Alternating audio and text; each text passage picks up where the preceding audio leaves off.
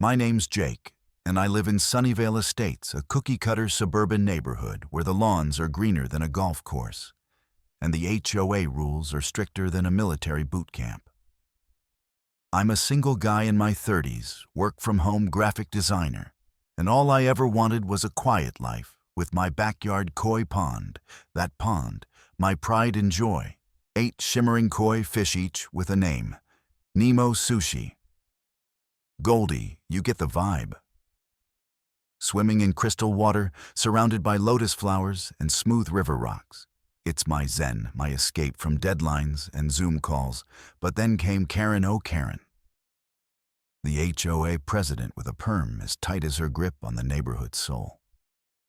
She turned my peaceful pond into the spark of an all-out war. It all started innocently enough. I'd been living in Sunnyvale for 2 years, keeping to myself, mowing my lawn on schedule, and never once missing a trash bin pickup. My koi pond was tucked in the backyard, hidden behind a bamboo fence, so it wasn't like I was flaunting it.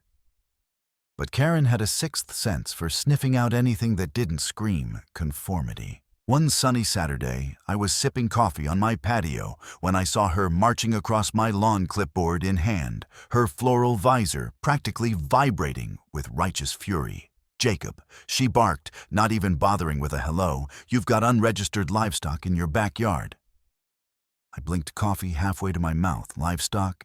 Karen, I have fish, koi fish. They're decorative." Her eyes narrowed, and she jabbed a manicured finger at me. The HOA bylaws. Section 4. Subsection B clearly state that all animals must be registered with the board. "You didn't submit a form for those." "Creatures," I laughed. I couldn't help it.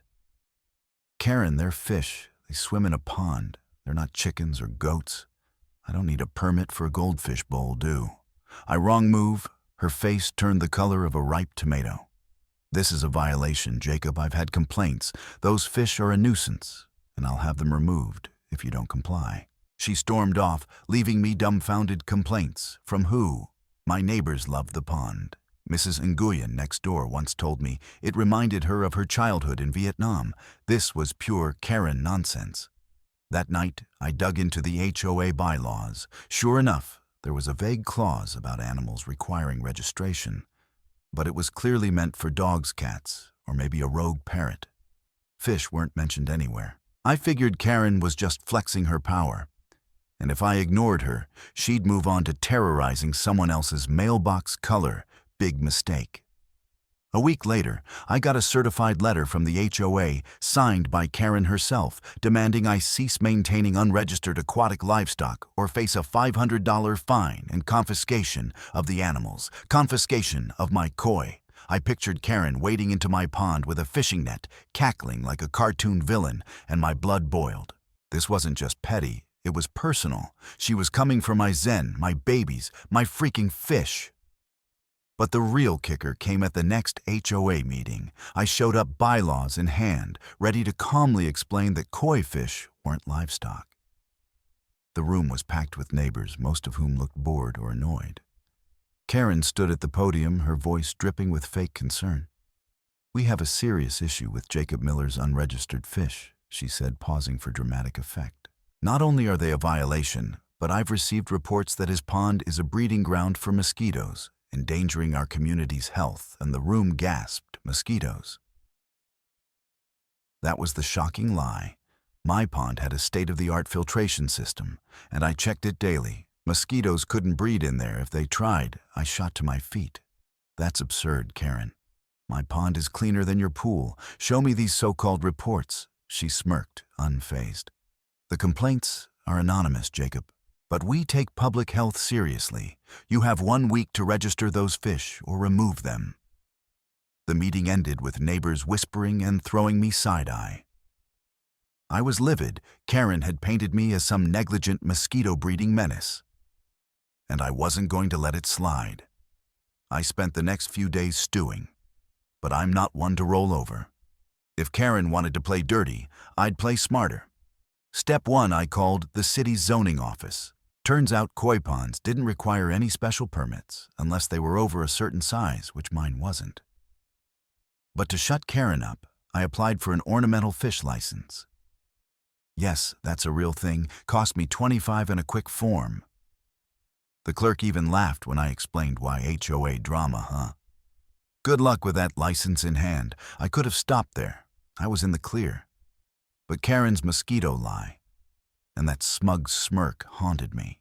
She'd humiliated me in front of the neighborhood, threatened my koi, and made it her mission to control my life.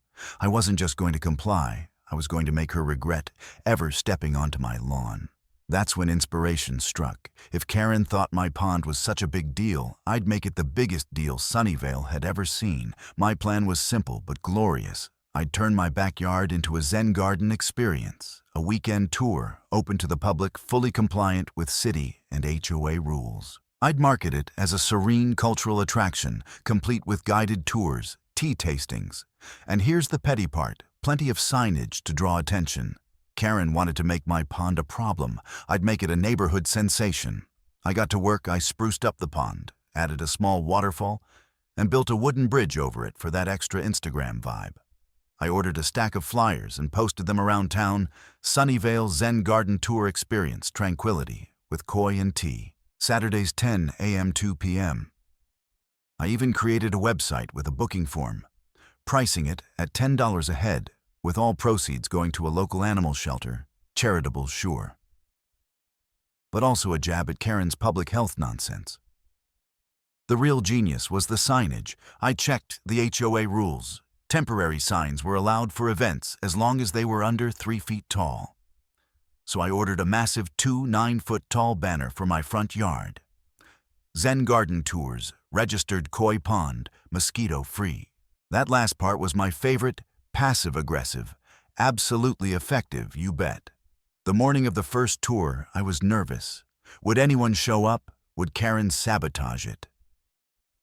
I set up a folding table with a teapot cups and a stack of waivers, lawyer friends' advice.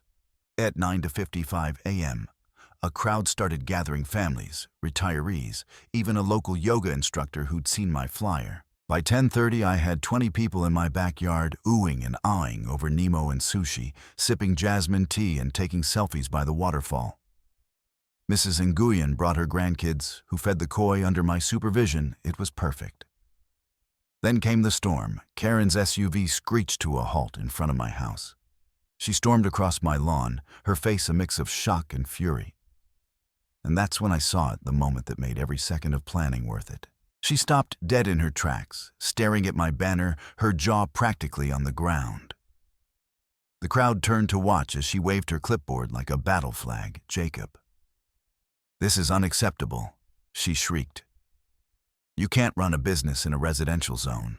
I'm shutting this down." I smiled calm as my pond Karen. "I checked with the city. This is a cultural event, not a business. My pond's registered, the signs are legal, and I've got permits. Want to join the tour? It's $10, goes to charity." The crowd snickered. Karen's face went purple.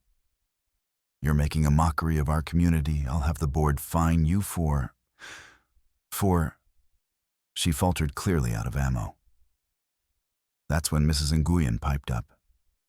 "Karen, why don't you leave Jake alone? His pond's beautiful, and my grandkids love it. You're the only nuisance here." The crowd murmured in agreement, and Karen, for once, was speechless. She spun on her heel and stormed off her visor. Bouncing with every step, the tours became a hit. Every Saturday, I had a full house, neighbors, strangers, even a local news crew one week.